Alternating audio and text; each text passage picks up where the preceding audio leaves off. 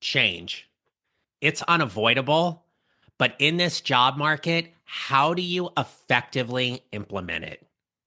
Everyone reacts to change differently, and dealing with change has been a frequent topic across many of my coaching conversations because so many of my clients are experiencing uncertain and chaotic change during their mid-career journey.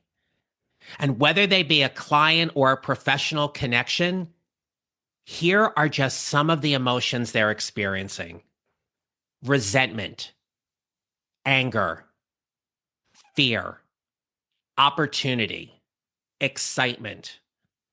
These are all valid emotions and reactions to whatever change may be happening inside of their organizations. And that's why in this episode, I'm taking some time with you this week to help you examine organizational change through the lenses of your leadership, your management, and yourself to help you navigate any potential reorganization, restructuring, layoff, or RIF. I have been all sides of it, and it is about to get real.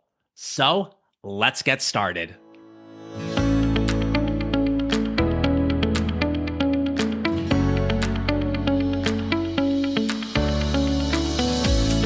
Hello, my friends. This is the Mid-Career GPS podcast, and I'm your host, John Neral.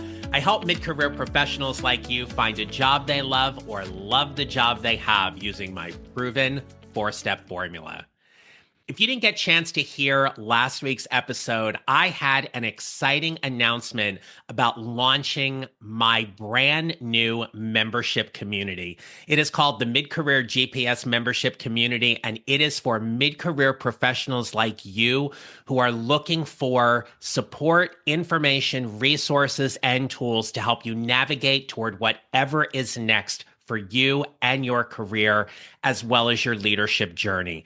So if you want to learn more about the membership community and come on in, all you have to do is go to my website, johnneral.com/membership. Read all the details. There is a monthly subscription option as well as a yearly subscription option, and I look forward to seeing you inside. Now, for this week's topic, this one, I gotta say, it's been a little difficult to plan in some ways because it seems like everything is changing so much. And so what I wanted to do this week was to just take a look at some of the changes that are happening in this job market and give you some information to help you plan or strategize what potentially your next move may be. So we're going to talk about 4 things right off the bat. It's reorganization, restructuring, layoffs, and RIFs. So when it comes to reorganization and restructuring, a lot of times they are often used interchangeably, but there are some slight differences, especially in a business context. So when you think about your organization, if it is going through a restructuring, what that basically means, it essentially is a comprehensive or complete overhaul of your company's structure, operation, and strategy. I like to think of a reorganization as tearing everything down and building it back up again. And when that happens, some parts are kept, some parts are not. And so it is an opportunity to look at everything from a 30,000-foot view as well as from ground zero to completely restructure everything within that company. Now, think of a reorganization as something a little smaller. Typically, a reorganization targets a particular division or business unit, and there is a restructuring of, let's say, departments, units, reassigning teams, looking at staffing numbers, and things like that. So I like to think of a restructuring as it is completely tearing everything down and building it back up. And a reorganization is taking a small part of the organization and just formatting it in a different way. But then we got to talk about layoffs and RIFs. And as you've been following the news, and I'm certain as you've been following what's happening within your own organization, layoffs and RIFs can sometimes be used interchangeably. Here is the difference. A layoff typically is temporary. So while we have seen more and more that it does tend to lead to a permanent um, termination, if you will, of your employment, typically we see layoffs when it comes to temporary seasonal employees. You work for a few months, let's say during the holidays, you're laid off. Layoffs typically are not performance based just as much as RIFs are, but RIF stands for reduction in force.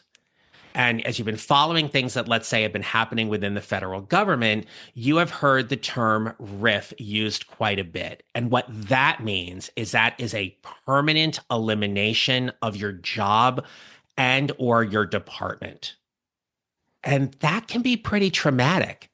All of a sudden, you've had a job and now you're left without. So when you think about what's happening within your agency or your organization, you're thinking about whether they're going through a restructuring, a reorganization, a layoff, or a RIF. Let's just take a moment and look at this from the leadership or executive leadership lens. They're making a business decision. And typically, you are not involved in any conversations or decisions. More than likely, at your level, these are decisions that are happening above you. And while you may want to be included, you may certainly feel as if you're being left out. And the chances are you are. And there's a very specific reason, because at your level, you are not privy to or allowed, if you will, organizationally to be included in those kind of conversations.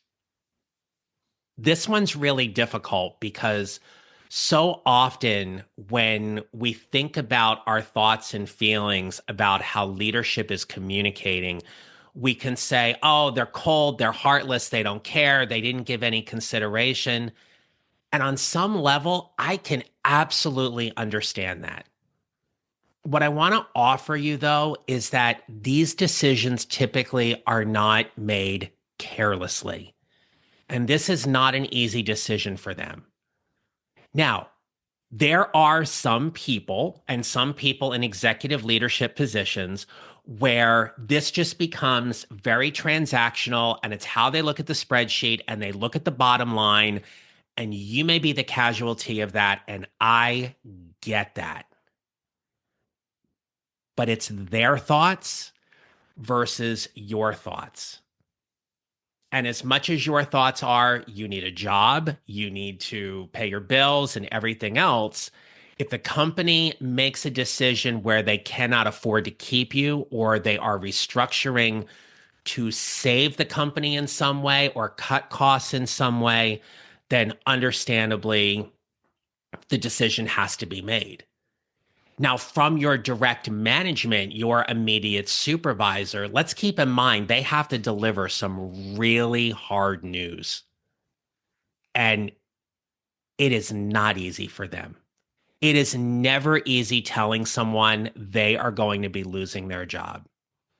And oftentimes, what happens next is for the people who are being told they're being laid off or riffed and they're losing their employment, they are flooded with a ton of information from HR and the organization about how they're going to continue their benefits and, how long their salary is going to be and what to do with any kind of investments or pension or retirement accounts that they have. So there's a lot of decisions, all while you are trying to process that you do not have a job. But what if you do? Let's acknowledge that in those situations, you then have to figure out all of the things that are happening while you still have a job and how you're going to get things done, while perhaps the person sitting next to you or your work bestie is now no longer employed there.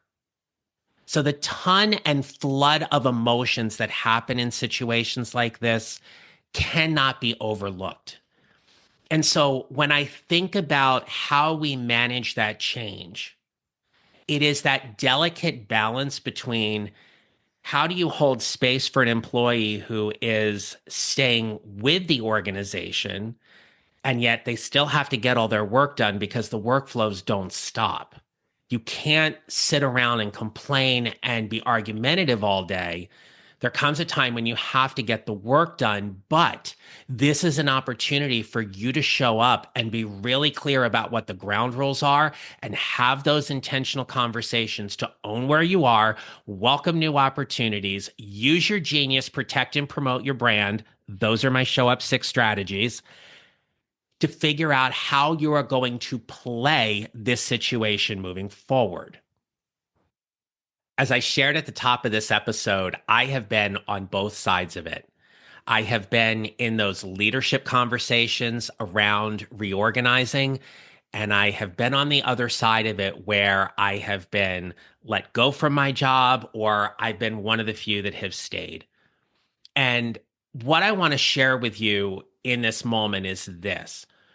From a leadership lens, they want to be transparent. They want to let people have as much time to make decisions.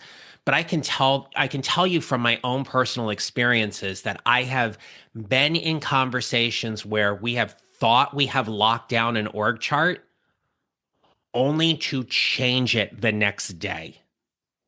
So that's the reason why typically, as much as you, the employee, want transparency and want to be let in and you want to know now and feel as if you're not being told, one of the hardest things to do is wait until that decision is final. Can you imagine the chaos that would happen if one thing is announced and then all of a sudden it changes? Management and leadership don't want that either. Okay? So here's what you have control over. So if you're in a situation where you are wondering what the decision's going to be from the company about whether or not you have a job or your department stays intact or what's going to be next, where is your finger on the pulse of what's happening? What do you have control over? What are you responsible for? And where can you get the best information minus all of the drama? Stay with me on that for a minute. Minus all of the drama. Because organizational change like this can be hugely dramatic. And if you've been following what's been happening in the federal government and all of the changes across all the different agencies, I can share with you that I can only imagine how much drama conversations have been, both inside and outside of work, and the worry, fear, and anxiety about whether or not people will have a job or not. So if you have a really strong relationship with your direct supervisor, how do you want to leverage that conversation? While they may not know anything, they may be able to talk to you at least a little bit about what you're feeling and experiencing and what's happening to help you make a much better and informed decision once you ultimately know what's going to happen to you. As a manager and leader who had to help teams navigate through a variety of changes around reorganizations, one of the things I always kept in mind was that if someone on my team was emoting and breathing, they were alive, right? So if they were angry, frustrated, upset, confused, that was all okay. I was willing to hold space as much as I could to hear them out. But there also comes a time when you said, okay, look, we're not going to solve this right now. We don't know what the issue is. So as much as we can talk about it, it's not really going to help for us to perseverate on this conversation because we just don't know yet. I worked in one organization where they were dismantling our team and there were 2 rooms set up. And depending on which room you went to, you either had a job or did not. That was incredibly stressful. And so for a lot of mid-career professionals right now, and a lot of people in general that are dealing with this kind of uncertainty in terms of their job security, it is okay to not be okay with all of this. Yes, people are losing their jobs. People are having jobs redefined and restructured. Some people are being offered early retirement or buyout options. And of course, we know the quote unquote fork in the road email that we heard that went out to so many government employees. Okay. It is not all glitz and glamour. I will tell you that I have had conversations with colleagues and friends who have thought that, oh, early retirement's just a great option. No, it's not, especially if you are not ready to retire. Early retirement doesn't mean, okay, you just get to go and you keep your same salary and everything. No, you will take a financial hit if you retire early. You will go through a huge change in your routine because you no longer are going to work every day. Or you decide, okay, I'm going to take this buyout and now I got to find a new job. You will make the best decision possible for you, but that's the thing.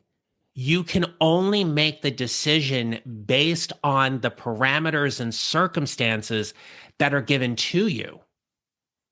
More often than not, for a mid-career professional, if they were told, hey, you can keep your job for the next 10 years or take the buyout, they're going to take the job for the next 10 years.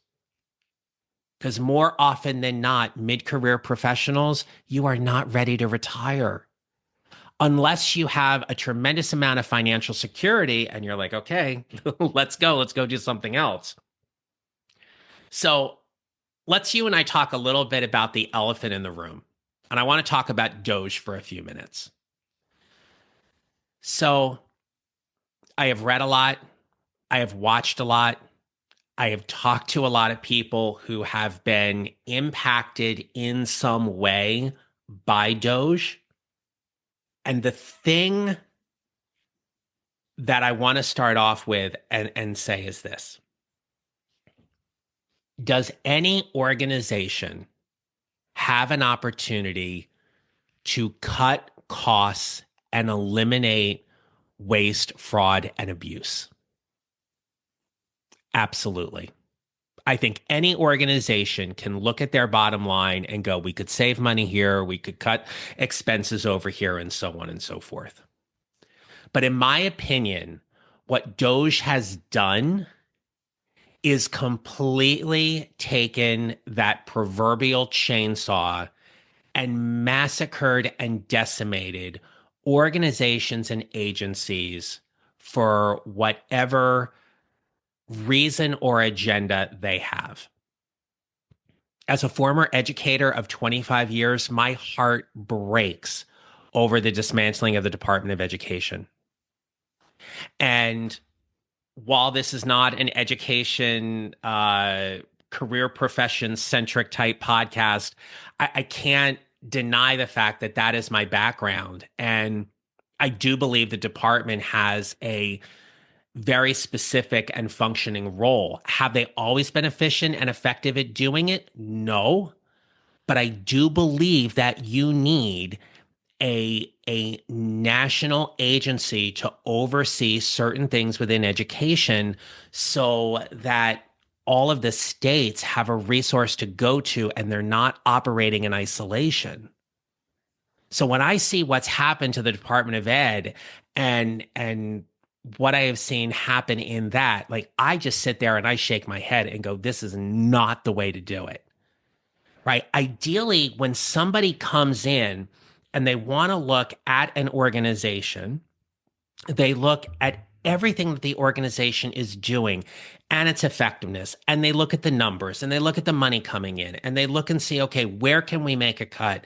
And typically you don't make such a massive cut that you then have to immediately rehire or bring people back in. You initiate change in waves, and those waves allow you to ultimately get to the goal you are trying to achieve. In other words, when you go to institute change, how can you best minimize damage and upset? And for anybody that's going through this, if you are a heart-centered leader and you happen to work in a civil service or service-oriented profession right now, this is difficult. This is extremely difficult for you. And if you don't happen to work within a government agency and you work in a corporation and maybe a large corporation like a Fortune 50, Fortune 100, Fortune 500 type company, please know that the ripple effects of what we are seeing happening at a national level will absolutely trickle down and impact what is happening within your organization. That's why when you hear me say you are 100% responsible for your career, you have to take a look at what you are in control over and what you are not. So, is organizational change necessary? Absolutely, it is. Every company and organization has a fiscal responsibility to itself, its shareholders, or employees to make sure they are being fiscally responsible. Look, after all, you do a job and you get paid for it. There is an exchange of value in terms of the work you do and how the company compensates you. If the company doesn't have money to pay you, they can't have you keep working there. After all, it's a job. You're not going to do it for free.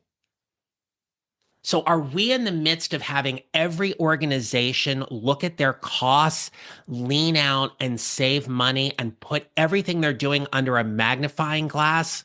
Of course.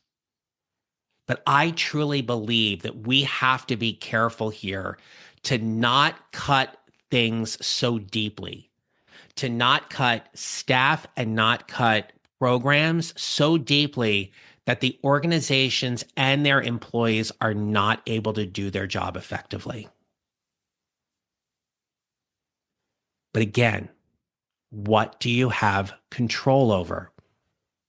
Typically, if you're listening to this podcast, you are a mid-career, mid-level professional, and you feel like you're probably stuck between a rock and a hard place between all the stuff leadership is doing above you and having to take care of the teams that are reporting to you and wondering, oh my gosh, what the heck's going to come next?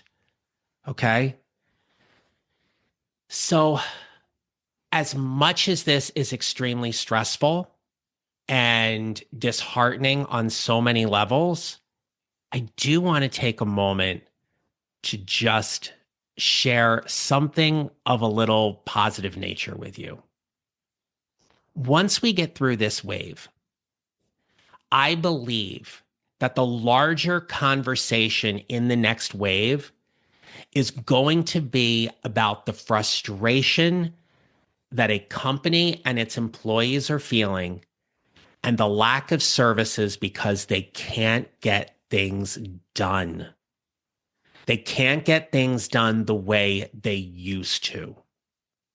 And while the way they used to do it was being changed or has been changed, we have to look at the way things are now and is it actually better or worse?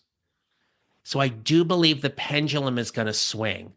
I don't believe any organization, be it a federal agency, state agency, private company, publicly traded company, is going to want to go back where they are spending and spending and spending over and over and over again and feel like as if they're just flushing money down the drain. That's not going to be the case.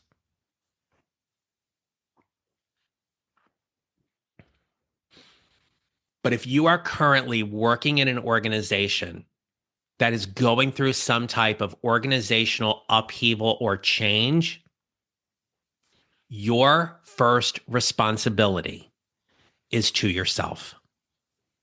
Put your oxygen mask on first before you help everybody else. Take care of yourself. Know the rules, play the game, but set your ground rules that ensure you are taking care of yourself first so you can go ahead and do the job you need to do. That is the most important thing in dealing with all of this organizational change right now. How are you taking care of yourself? And build your support network. And as much as you go home at the end of the day and you talk to your spouse, your significant other, your loved ones, your close friends, you need to be building a circle of support as well. Who are your colleagues that you can commiserate with? You can share thoughts and strategies and ideas and even a good cry sometimes, whatever that might be. Because right now, this is hard. This is so difficult. And I want to leave you with this. I am a worrier by nature. I am. This has been my goal this year, is to not worry as much as I have been, because I worry so much. My mother, before she passed away, had given me this book called The Worrywart's Handbook. And she's like, I just wish you would stop worrying so much. But I often say, when we worry, we care. And when I was employed with a W-2 position and working in different organizations and hearing that there was going to be some change, I could not stop my brain from initially going to this place of, oh my gosh, what am I going to do if I lose my job? How am I going to take care of myself? How am I going to pay my bills? And that's why we hear things like we should have an emergency fund, right? We should have several months of our living expenses stocked away in a savings account or somewhere we can easily get to it, that if we need it, we can access it. But that's not everybody's situation. I get that, right? So I share all this with you because I remember this being incredibly stressful when I was going through it. And now, as I'm helping my clients navigate it, and I'm helping, people in my network go through this as well, I cannot overlook the fact that this feels like it is 10 times heavier. It is 10 times more stressful than what it has ever been. But think about what you have control over. Think about what you would do if. Have your plan B. Have your exit strategy. Have that next plan that, okay, if I stay and this is how my role is going to be, what does that mean for me and my employment moving forward? Lots of options. You are not the proverbial square peg in a round hole that doesn't fit anymore. You are talented and versatile, and you have experiences that either your company wants or somebody else will.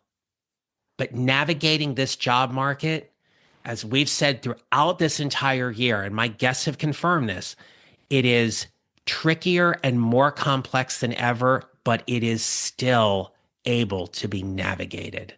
And that's why building your mid-career GPS is more important than ever. So if there's anything I can do to help you beyond this free podcast, I invite you to go to my website, johnneral.com. If you click on the resources tab, you will see things like joining my free email community, where I email different leadership and career tips twice a week. You can join my membership community, which is a paid membership, and come in there and get access to me and a completely different level of support, and join a membership community of like-minded mid-career professionals who, like you, are all trying to figure out whatever is next. Okay. There are digital courses there and guides there on my website at johnneral.com to help you as well. And if I can help you in any way, shape, or form, know that I am here for you, because my goal is to help every mid-career professional strategize and figure out whatever is next for them and their career by building their mid-career GPS. So as we go through this organizational change together, I want to leave you with this. You will build your mid-career GPS 1 mile or 1 step at a time, and how you show up matters. Make it a great rest of your day.